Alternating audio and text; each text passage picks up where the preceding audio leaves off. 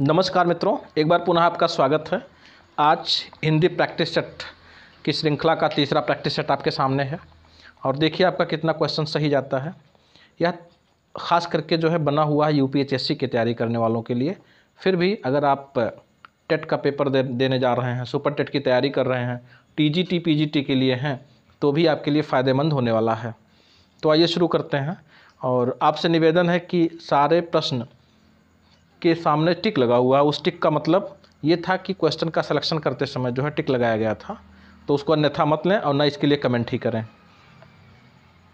आइए शुरू करते हैं। पहला प्रश्न, और शायद ही आपका सही हो, जिसका खाता देखिए खुल जाए तो अच्छी बात है। आमीन गज़ल संग्रह के लेखक हैं, तो चारों ऑप्शंस आपके सामने हैं। तो ऑप्शन सही है इसका सी, यानी आमीन गज़ल संग्रह के लेखक हैं आलोक श्रीवास्तव। दूसरा प्रश्न, यदि प्रेम ही जीवन का सत्य है तो संसार ज्वालामुखी है, कथन किसका है? चार ऑप्शंस आपके सामने हैं। तो करेक्ट आंसर जाएगा ऑप्शन डी के साथ, कार्नेलिया। और ये चारों पात्र ही प्रसाद जी की रचना, प्रसाद जी का प्रसिद्ध नाटक चंद्ररूप से आया हुआ है। प्रश्न 3, कालक्रमानुसार हिंदी साहित्य के प्रथम आलोचक हैं। तो चारों ऑप्शंस में से आपको ये बताना है कि कौन इसमें से प्रथम आलोचक हैं। तो करेक्ट आंसर जाएगा ऑप्शन बी के साथ, बालकृष्ण भट्ट। चूंकि यहाँ पे कालक्रम के अनुसार है। 9वां विश्व हिंदी सम्मेलन 2012 में कहाँ हुआ था? तो चारों ऑप्शंस में से जो करेक्ट आंसर है हो जाएगा ऑप्शन बी, जोहान्सबर्ग। और मित्रों नोटबुक ले लीजिए, एक पेन भी ले लीजिए। इसके बारे में थोड़ा सा और बता दें आपको, जिससे कभी ये प्रश्न गलत ना हो। अब तक 12 विश्व हिंदी सम्मेलन हो चुके हैं, जिसमें सबसे पहला नागपुर भारत में हुआ था 1975 में, और 9वां आपके सामने ही है, और 12वां 2021 में मध्य प्रदेश में देवास शहर में अभी हुआ है। तो 12वां हो गया 2021 में और पहला हो गया नागपुर भारत 1975 में। 5वां बहुत ही अच्छा क्वेश्चन मित्रों, कि गीत काव्य शब्द के प्रथम प्रयोक्ता हैं। तो option A Mahadevi Verma, B Lochan Prasad Pandey, C Mukutdhar Pandey और डी नंददुलारे वाजपेयी। तो करेक्ट आंसर जाएगा ऑप्शन बी के साथ, लोचन प्रसाद पांडे।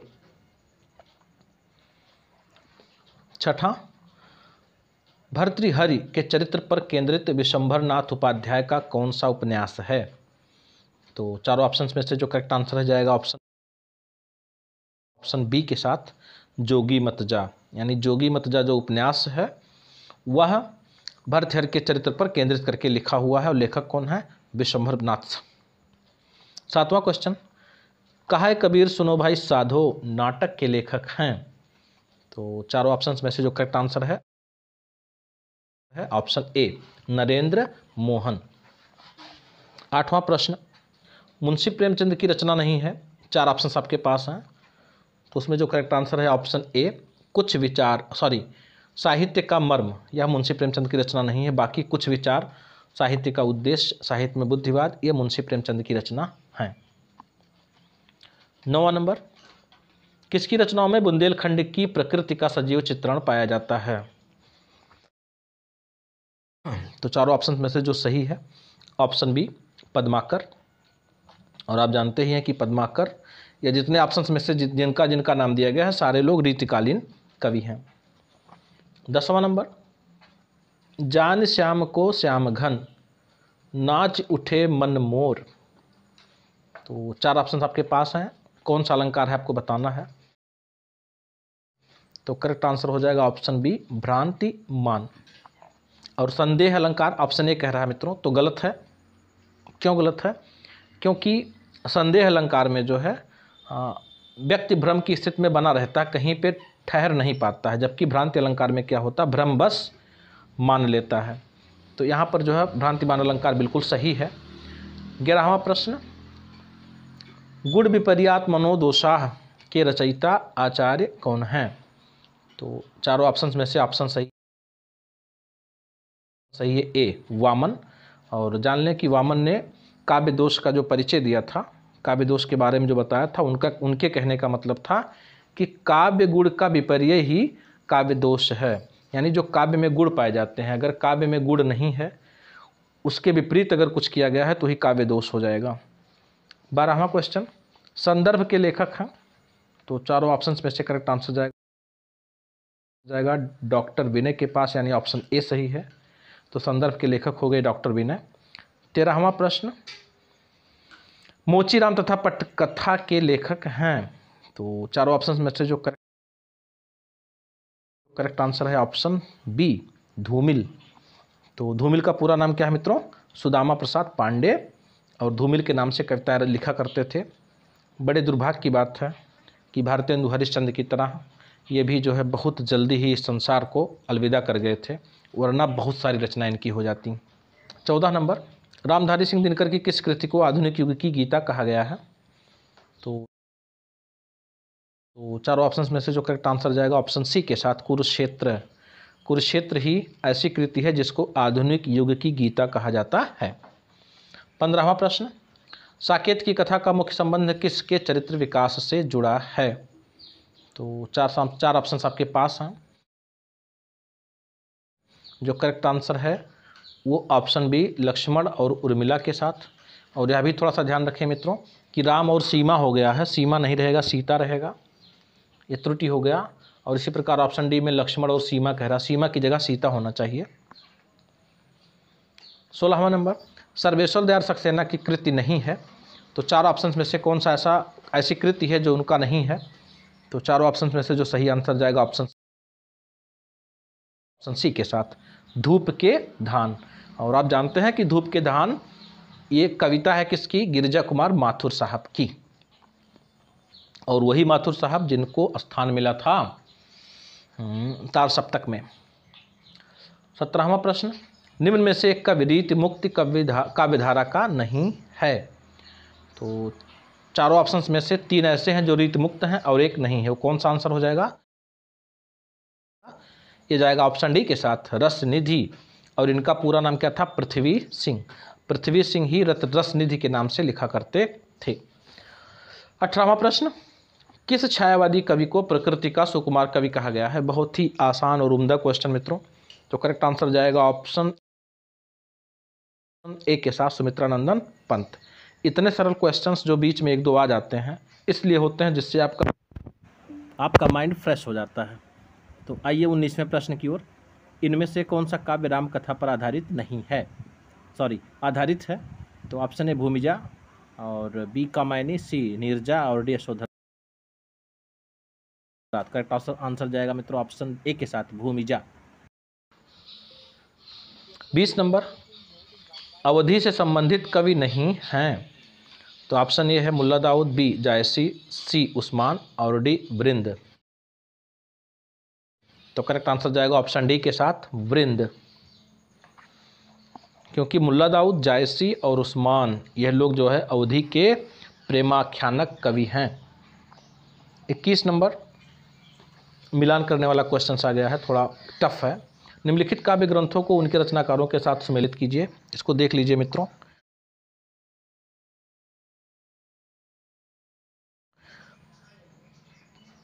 तो करेक्ट आंसर जाएगा ऑप्शन बी के साथ, मिलान इसका आप कर लीजिए। सतरंगिणी मिल जाएगा बच्चन साहब से 3 नंबर से, और सतरंगे पंखों वाली नागार्जुन जी से, और अड़िमा निराला साहब से, और रितंबरा केदारनाथ मिश्र, जिनको शॉर्ट में प्रभात कहा जाता है।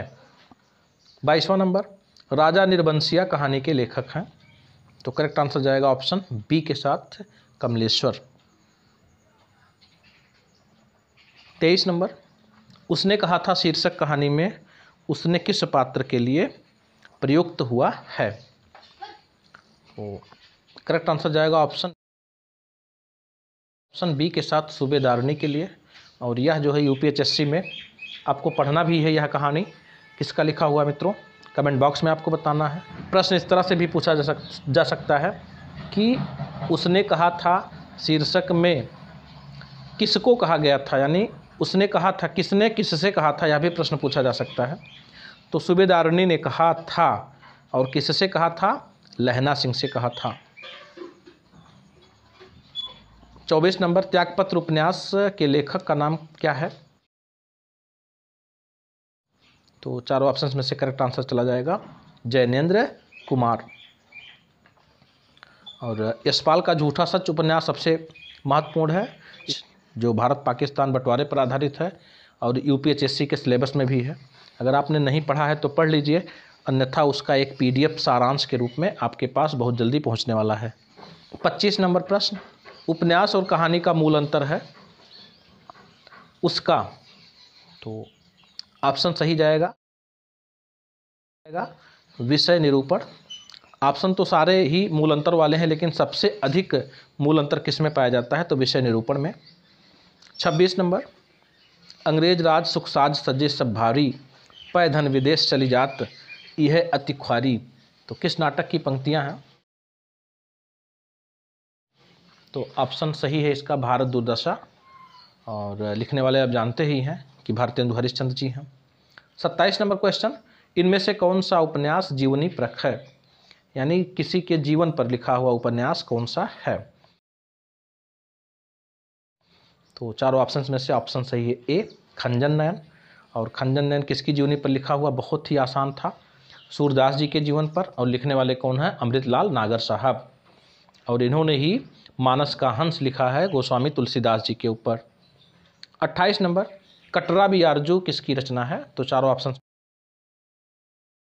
में से सही ऑप्शन गया ऑप्शन सी के साथ, राही मासूम रजा।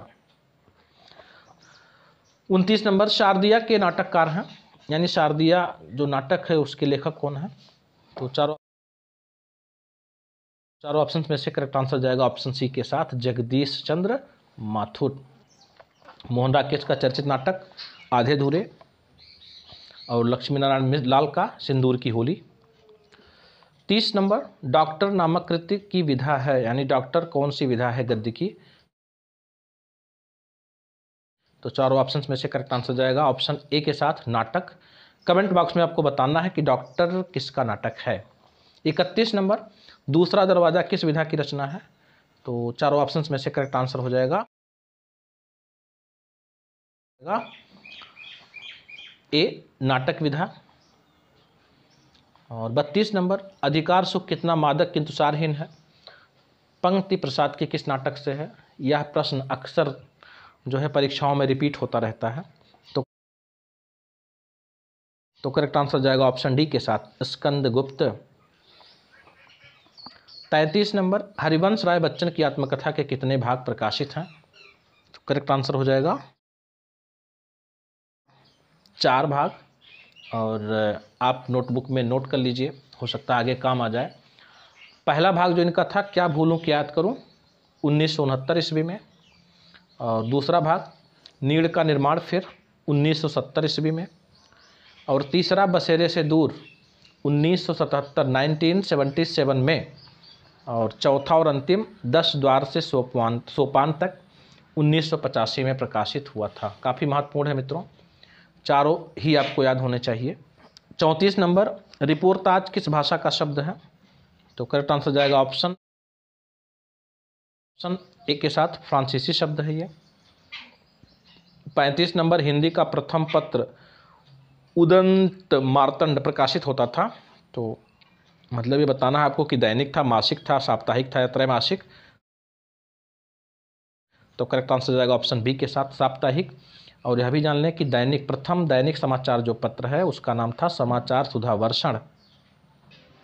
36 नंबर, महावीर प्रसाद द्विवेदी सरस्वती पत्रिका के संपादक रहे, यानी कब से कब तक? तो करेक्ट आंसर जाएगा ऑप्शन बी के साथ, 1903 से लेकर 1920 ईस्वी तक। मित्रों, प्रश्न यह भी आ सकता है कि महावीर प्रसाद द्विवेदी के बाद 1920 से किसने इसका संपादन कार्य किया? तो करेक्ट आंसर जाएगा पद्मलाल पुन्नालाल बख्शी साहब के नाम पर। याद रखिएगा कि महावीर प्रसाद द्विवेदी के बाद इसका प्रकाशन बख्शी साहब ने किया था। 37 नंबर, रस सिद्धांत ग्रंथ के लेखक हैं? तो चारों ऑप्शंस में से करेक्ट आंसर जाएगा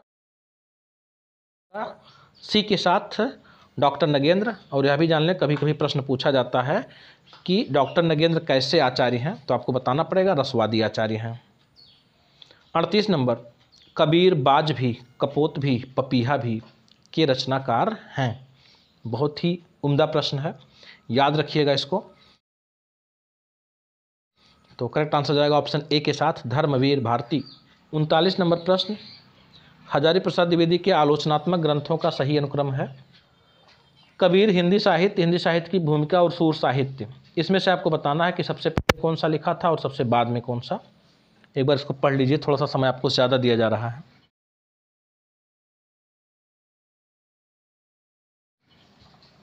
करेक्ट आंसर जाएगा ऑप्शन बी के साथ, यानी सबसे पहले इन्होंने लिखा सूर साहित्य, फिर हिंदी साहित्य की भूमिका, तीसरे नंबर पर कबीर और बाद में हिंदी साहित्य।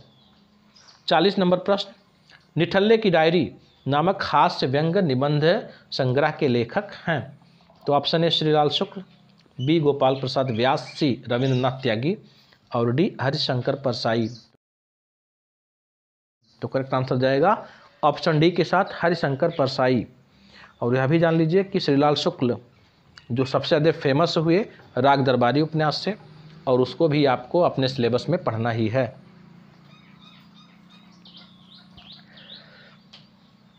निम्नलिखित 41 नंबर प्रश्न, निम्नलिखित में से कौन सी व्यंग रचना हरिशंकर परसाई की नहीं है? फिर हरिशंकर परसाई से प्रश्न आ गया। तो 4 ऑप्शन आपके पास हैं। तो करेक्ट आंसर जाएगा ऑप्शन ए के साथ नेताजी कहिन। और यह भी जान लें कि नेताजी कहिन जो व्यंग रचना है वो मनोहर श्याम जोशी जी का है, जिसका एक उपन्यास बहुत फेमस हुआ था। नाम क्या है मित्रों, थोड़ा रिकॉल करिए, नाम हो गया कुरकुर स्वाहा। 42 नंबर प्रश्न, स्मृति की रेखाएं रेखांकन के रचनाकार हैं? तो चारों ऑप्शंस में से करेक्ट आंसर हो जाएगा ऑप्शन बी महादेवी वर्मा। और आधुनिक युग की मीरा महादेवी वर्मा को कहा जाता है। 43 नंबर प्रश्न या 43 नंबर, शुद्ध उच्चारण तो 43 है, फिर भी 43 कहा जा रहा है जिससे कोई कन्फ्यूजन ना हो। तो निम्न में से एक विष्णु प्रभाकर की यात्रा वृत्तांत है? तो चारों ऑप्शंस में से ऑप्शन पढ़ दें मित्रों, काफ़ी महत्वपूर्ण है। तो ऑप्शन ए कह रहा है कौन जीता कौन हारा, बी हंसते निर्झर, दहकती भट्ठी और सी कलाकार का सत्य, डी जन समाज और संस्कृति।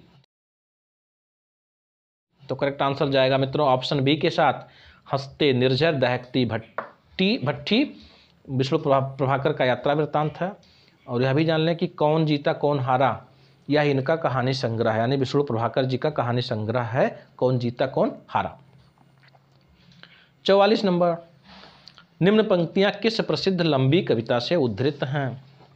तो पंक्तियां कौन सी हैं मित्रों, प्रतिपल परिवर्तित व्यूह, भेद कौशल समूह राक्षस विरुद्ध प्रत्यूह, क्रुद्ध कपि विषम। बहुत ही आसान था। तो करेक्ट आंसर हो जाएगा ऑप्शन ए राम की शक्ति पूजा। 45 नंबर, यह मंदिर का दीप इसे नीरो जलने दो, पंक्ति किसकी है? तो करेक्ट आंसर हो जाएगा चारों में से option B Mahadevi Verma. 46 number प्रश्न, कूट आ गया है, थोड़ा लंबा समय इस पे ले लेते हैं। तो निम्नलिखित काव्य पंक्तियों को उनके रचनाकारों के साथ सुमेलित कीजिए। तो आप इसको एक बार पढ़ लीजिए, थोड़ा सा समय आपको दिया जा रहा है।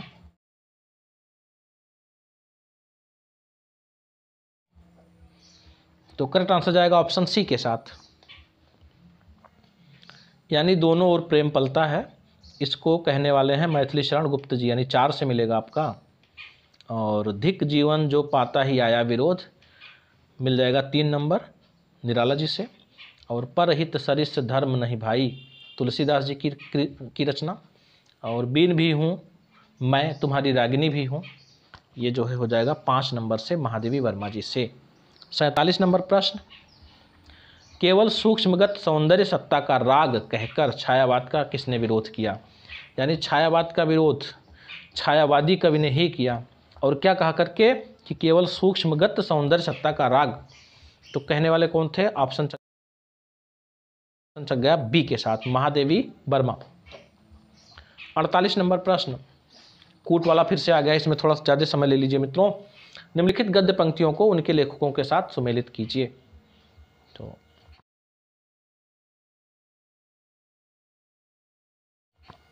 करेक्ट आंसर जाएगा ऑप्शन सी के साथ, यानी वैर क्रोध का आचार्य मुरब्बा है, किसने कहा है? रामचंद्र शुक्ल जी ने कहा। और अधिकार सुख कितना मादक और सारहीन है, ये किसकी रचना से आया हुआ है? प्रसाद जी के, यानी 2 से मिलेगा।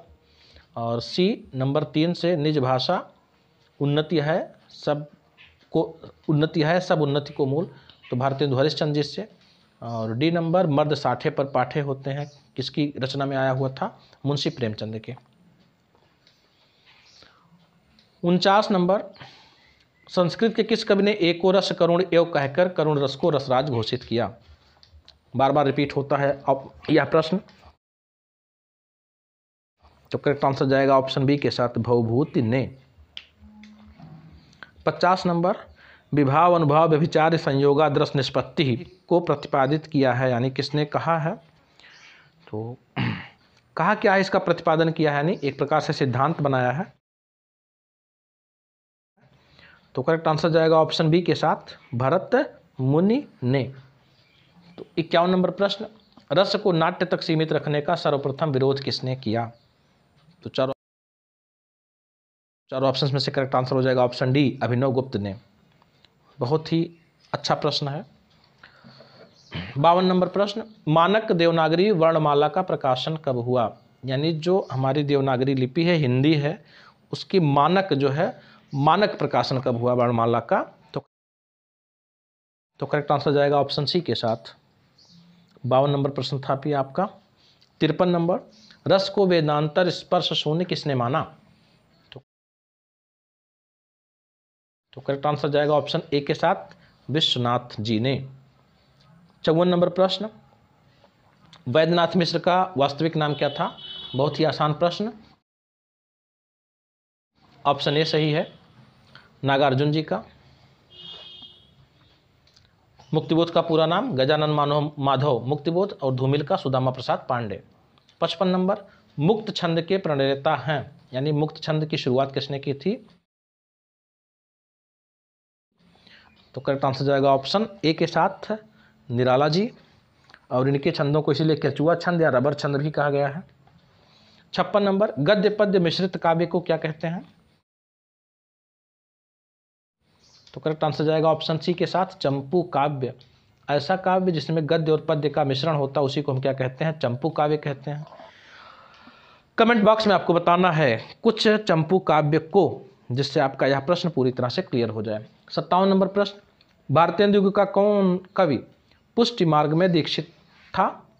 बहुत ही अच्छा प्रश्न और थोड़ा घुमा कर पूछा गया प्रश्न है, जबकि बहुत ही इजी है। करेक्ट आंसर गया ऑप्शन बी के साथ, भारतेंदु हरिश्चंद्र। 58 नंबर, प्रगतिवाद के जन्म में किसका योगदान है? तो ऑप्शन ए कह रहा छायावादी, रोमानियत एवं पलायनवादी प्रकृति, बी प्रगतिशील लेखक संघ की स्थापना, और सी मार्क्सवादी प्रभाव, और डी उपयुक्त सभी।